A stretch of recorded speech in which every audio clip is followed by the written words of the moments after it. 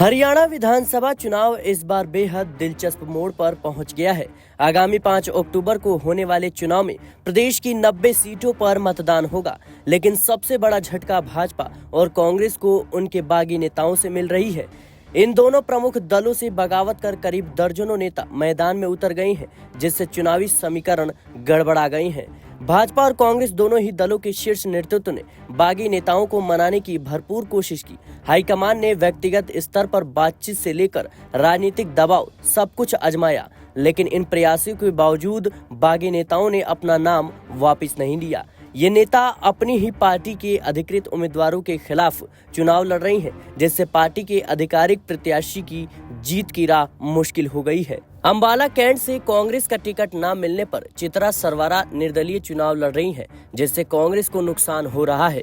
यहाँ त्रिकोणीय मुकाबला बन गया है, जिससे भाजपा के अनिल विज को फायदा हो सकता है। पुंडरी से कांग्रेस के सतवीर भाड़ा भी निर्दलीय चुनाव लड़ रही हैं, जिससे मुकाबला दिलचस्प हो गया है। कैथल के गोहला चीका से नरेश टांडे निर्दलीय खड़े होकर कांग्रेस के देवेंद्र हंस को टक्कर दे रही हैं। पानीपत सिटी और ग्रामीण सीटों पर भी कांग्रेस के बागी प्रत्याशी रोहिता रेवड़ी और विजय जैन मुकाबले को रोमांचक बना रहे हैं। वहीं लाडवा में भाजपा के संदीप गर्ग निर्दलीय चुनाव लड़ रही हैं, जिससे त्रिकोणीय मुकाबला बन गया है। गन्नौर में देवेंद्र कादियान और असंध में राम शर्मा भी भाजपा से बगावत कर चुनावी मैदान में है, जिससे भाजपा और कांग्रेस दोनों को परेशानी का सामना करना पड़ रहा है। हरियाणा के चुनावी मैदान में बागियों की मौजूदगी ने समीकरणों को पूरी तरीके से बदल दिया है। दोनों ही दलों को अपने ही नेताओं से चुनौती मिल रही है। भाजपा और कांग्रेस के बागी उम्मीदवार अपने अपने क्षेत्रों में मजबूत जनाधार रखते हैं और इनकी लोकप्रियता को नजरअंदाज नहीं किया जा सकता।